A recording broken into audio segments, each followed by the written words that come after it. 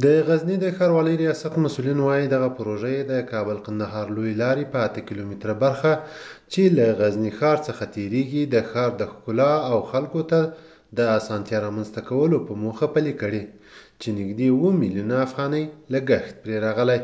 دا پروژه چې تاسې نن عملاً افتتاح ولیده دا د تنویر د عمومي شورا پروژه وه چې د ښاروالۍ له طرفه یې د دې قرارداد شوی ولو او اوس هغه د رسما قرارداد و قراردادي ښاروالۍ ته وسپارل افتتاح مو وکول ګټه اخیستنې ته وسپارل سو. په دې باندې ښاروالۍ له بودیجې څخه تقریبا 7 میلیونه افغانۍ لګښت ورباندې راغلی. دا اشاره تر 8 کیلومتره پورې اوږدوالی لري چې ټول اشاره کې د پایې نصب شي او ګټه اخیستنې ته وسپارل شو.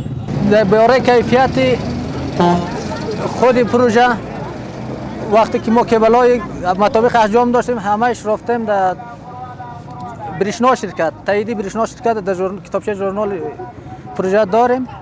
بعد همهش هم از ایران خریداری کردیم. یکش هم کلی کیبل‌های چی 2x10 بوده 2x6 بوده 2x4 و 2x2.5 کلا از ایران خریداری شده و گروپ‌هاش هم مستقیم از چین خریداری کردیم.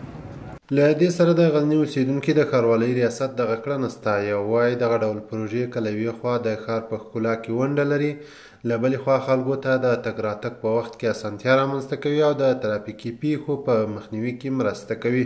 این برقا نبود، سرک بسیار تاریک بودک.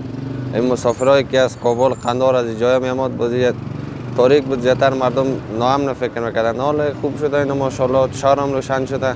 موږ ډېر خوښ د ورسره ځکه چې ټول هر رڼا سوی ده او موږ په اسانۍ سره کولی سو که ماښام وي که ماخوستن وي هر ټایم چې وي موږ خپل ضرورت رفع کړو او همدارنګه خپلو درسو ته ادامه ورکړو. د یادونې وړ ده چې د غزني د ښاروالۍ ریاست له لوري د غزني ښار په نورو برخو کې هم په سړکونو باندې د چراغونو لګولو د 2 پروژو چارې روانې دي چې د مسؤلینو په وینا په نږدې راتلونکي کې به ګټې اخیستنې ته وسپارل شي.